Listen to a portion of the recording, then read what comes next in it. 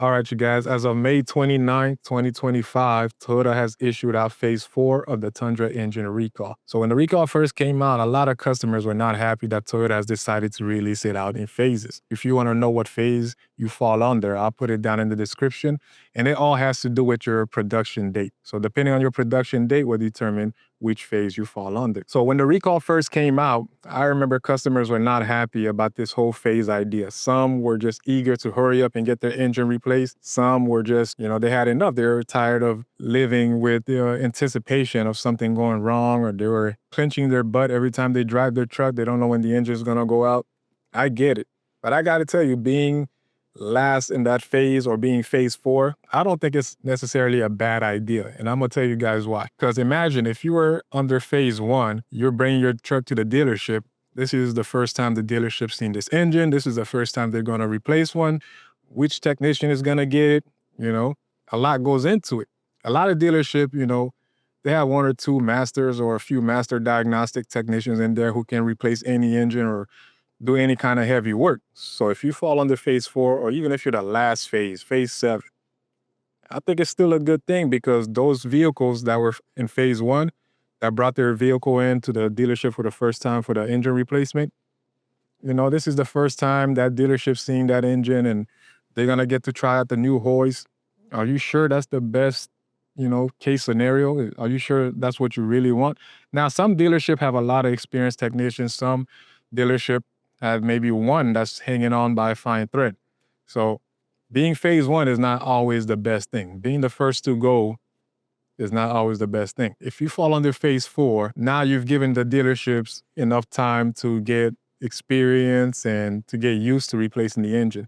And in most dealership by now, I'll talk about my dealership, for example. At my dealership, we have one guy who volunteered to do all the Tundra engine replacement. When it first came out, I've done one, and then a few other guys in the shop has done a few as well. But now the one guy's like, hey, I'll do all of them. Because one, my manager is nice enough to give us an additional 6 hours, which bring the total job to about 19.6 hours. I'm not sure all dealership would do that. So at my dealership, we have one guy who's knocking out all the Tundra engine. And he's doing it happily too. It's not like we're forcing him to do it. We have other guys who's capable of doing it, but he knocks them out so fast, guys. Literally, he'll take a Tundra engine, and within 4 or 5 hours, he has the engine out and back in and starting and running and everything within 4 or 5 hours. And some days he has about 2 engines waiting for him. I've seen him complete 2 Tundra engine replacement in one day. I'm not talking about like remove the engine and then come back, and finish it up tomorrow. I'm talking about truck pulls in, truck pulls out by lunch, another Tundra engine pulls in, engine out, engine and truck leaves by the end of the day. 2 twin turbo engine V6.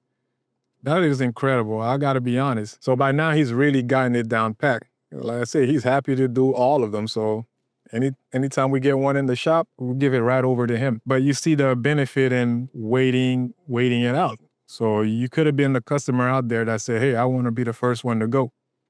You're gonna have the dealership experimenting with your truck. The other technician is gonna huddle around, see what part he removed, what component was left on the truck, what steps did he took.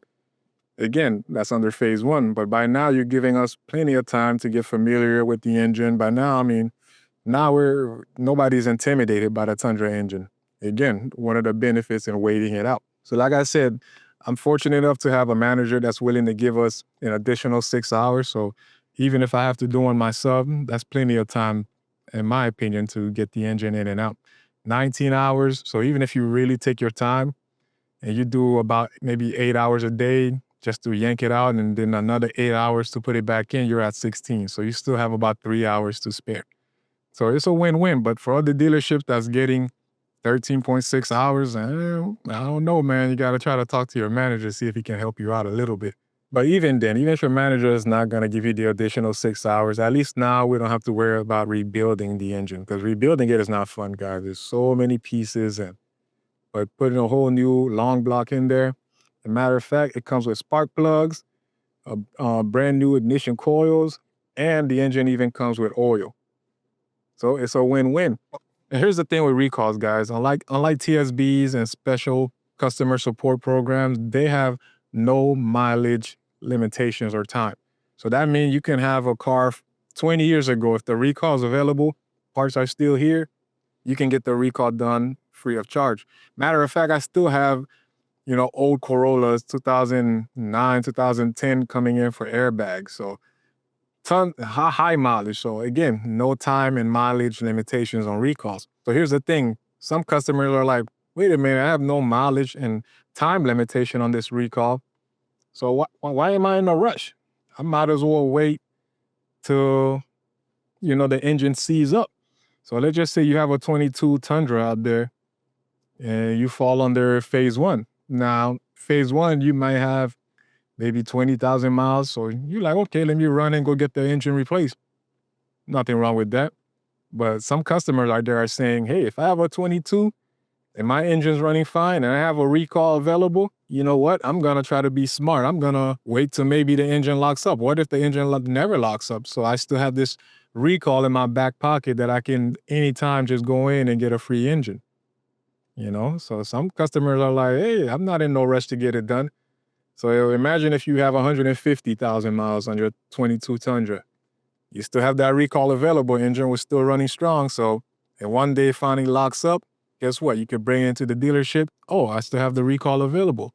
Guess what? I get a brand new engine in my 22 Toyota Tundra, even though I have 150, 180,000 miles on it. So some customers are really thinking like that, guys. I see it all the time in my comments. Again, which is not a bad idea, because if you think about it, that new engine comes with new ignition coils, all 6, new port injectors, new direct injectors, even come with engine oil. So think about that, guys. Imagine you wait down the road and later down the line, high mileage, you get a brand new engine in your truck.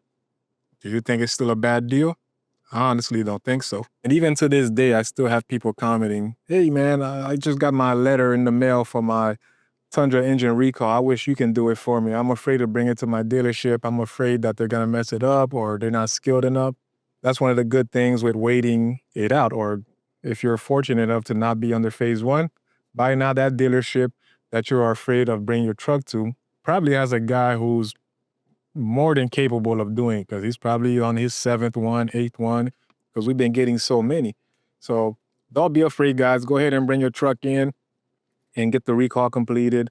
You don't have to worry about being picky which dealership you bring it to. By now, they either have, one guy who's willing to do it all, like at my dealership, or they have a series of guys who's more than capable, who already done a few, and your one more shouldn't be a problem because they're already familiar with it. They already have a routine. They already know what sockets and extensions to get, how to place the truck, what's the best way to get it out efficiently. So you guys don't have to worry. So that's all the updates I got for you guys. Any new future updates with the Tundra engines or anything else that I hear, I'll be sure to notify you guys. And again, I want to thank you for supporting the channel. I hope you found this video informative. And if you did, don't forget to hit the like and subscribe button. As always, thanks for watching.